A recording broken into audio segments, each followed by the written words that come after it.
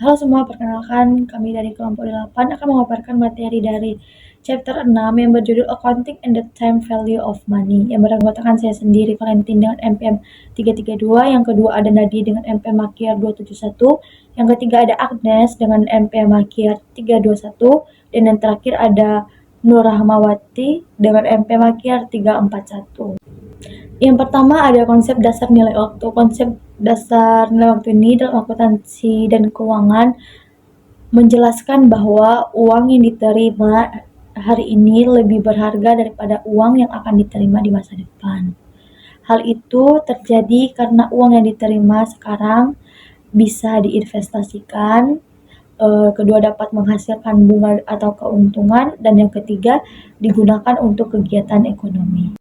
Selanjutnya itu ada penerapan nilai waktu. Menurut pedoman dari International Accounting Standard Board atau ISB tentang pengukuran nilai wajar atau fair value, satu pengukuran nilai yang paling relevan biasanya didasarkan pada harga pasar di pasar aktif. Artinya dalam akuntansi modern banyak transaksi dinilai berdasarkan nilai sekarang atau present value atau nilai wajar pasar. Selanjutnya ada pengukuran akuntansi berbasis nilai sekarang. Konsep nilai waktu uang digunakan dalam beberapa hal berikut, yaitu satu, catatan atau notes. Itu digunakan untuk mencatat informasi tambahan dalam laporan keuangan yang berkaitan dengan nilai sekarang. Kedua, ada sewa atau lease. Pembayaran sewa jangka panjang dihitung menggunakan nilai sekarang dari pembayaran di masa depan. Yang ketiga, ada pensiun dan tunjangan pasca pensiun. Kewajiban perusahaan kepada karyawan dihitung berdasarkan nilai sekarang dari pembayaran di masa depan. Yang keempat ada aset tidak lancar. Penilaian aset seperti bangunan atau mesin sering mempertimbangkan nilai sekarang dari manfaat ekonominya. Yang kelima ada kompensasi berbasis saham. Imbalan karyawan berupa saham dihitung menggunakan nilai wajar saat ini. Yang keenam ada penggabungan usaha. Saat perusahaan itu membeli perusahaan lain, aset dan kewajiban dinilai menggunakan fair value. Yang ketujuh ada pengungkapan. Perusahaan harus mengungkapkan metode penilaian nilai sekarang dalam laporan keuangan. Yang kedelapan ada kewajiban lingkungan. Perusahaan menghitung biaya masa depan untuk perbaikan lingkungan dengan menggunakan nilai sekarang. Baik, selanjutnya di sini saya akan menjelaskan sifat kepentingan. Nah, bunga adalah pembayaran atas penggunaan uang.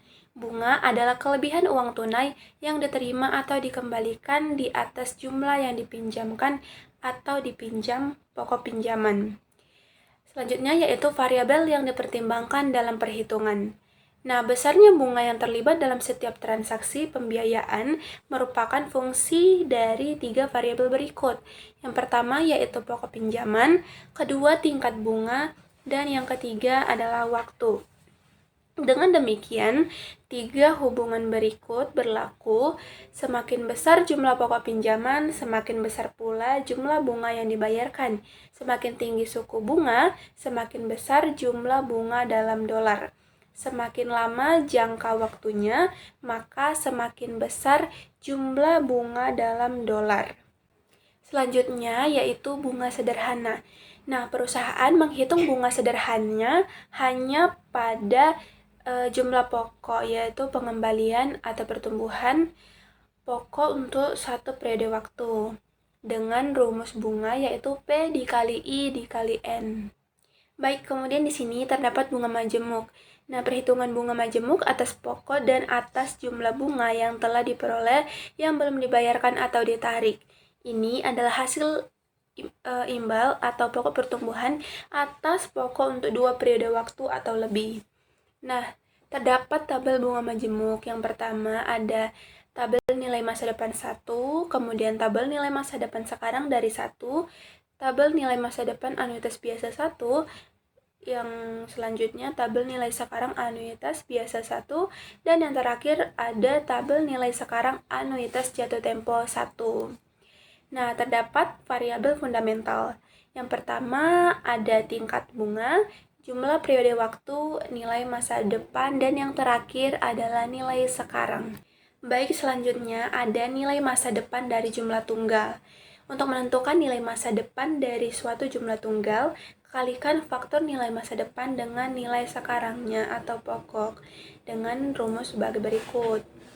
Lalu, terdapat nilai sekarang dari jumlah tunggal. Nilai sekarang adalah jumlah yang perlu diinvestasikan sekarang untuk menghasilkan nilai masa depan yang diketahui.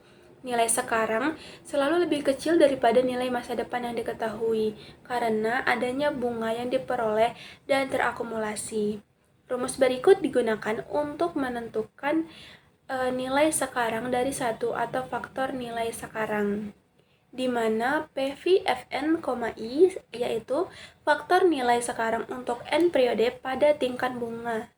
Rumus nilai sekarang dari setiap jumlah tunggal atau nilai masa depan yaitu PV sama dengan FV dikali PV, Fn, I. Nah, selanjutnya Anda menyelesaikan variabel tak diketahui lainnya dalam masalah. Dalam banyak situasi bisnis, baik nilai masa depan maupun nilai sekarang masih dapat diketahui, tetapi jumlah periode atau suku bunga masih tidak dapat diketahui. Dari 4 nilai berikut mungkin mendapatkan variabel tak diketahui yang tersisa. Yang pertama ada nilai masa depan, kedua ada nilai sekarang, yang ketiga ada jumlah periode, yang keempat ada suku bunga. Nah, selanjutnya ada anuitas. Anuitas menurut definisinya membutuhkan hal-hal berikut. Yang pertama ada pembayaran atau penerimaan berkala, disebut sewa dengan jumlah yang sama.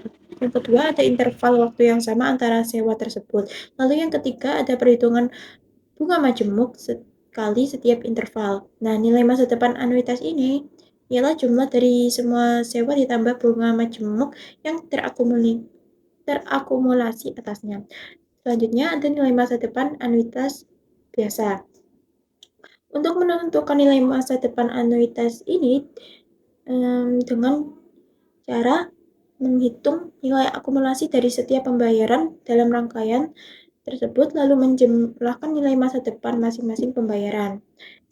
Dengan rumus faktor nilai masa depan dari anuitas biaya sama dengan 1 plus I dikali jumlah periode minus 1 dibagi tingkat bunga per periode. Nah, selanjutnya ada nilai masa depan anuitas jatuh tempo. Anuitas jatuh tempo mengasumsikan pembayaran periodik terjadi di awal setiap periode. Berarti anuitas jatuh tempo akan mengakumulasi bunga selama periode pertama, berbeda dengan anuitas sewa biasa yang tidak akan mengakumulasi bunga. Dengan kata lain, kedua jenis anuitas tersebut berbeda dalam jumlah periode akumulasi bunga yang terlibat meskipun jumlah sewa yang terjadi sama. Jika pembayaran sewa terjadi di akhir periode, dalam menentukan nilai masa depan anuitas akan ada satu periode bunga lebih sedikit daripada jika pembayaran sewa terjadi di awal periode. Nah, selanjutnya ada anuitas nilai sekarang. Nilai sekarang dari anuitas biasa ialah nilai sekarang dari serangkaian pembayaran yang sama yang akan ditarik pada interval yang sama di akhir periode. Adapun rumusnya, nilai sekarang dari anuitas biasa sama dengan sewa periodik dikali nilai sekarang dari anuitas biasa sebesar 1 untuk N periode dengan bunga I.